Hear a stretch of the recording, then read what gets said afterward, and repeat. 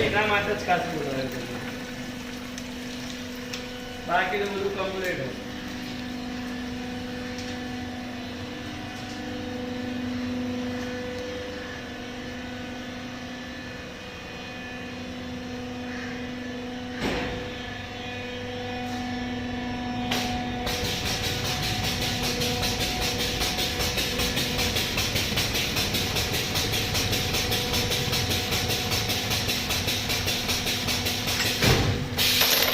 Okay.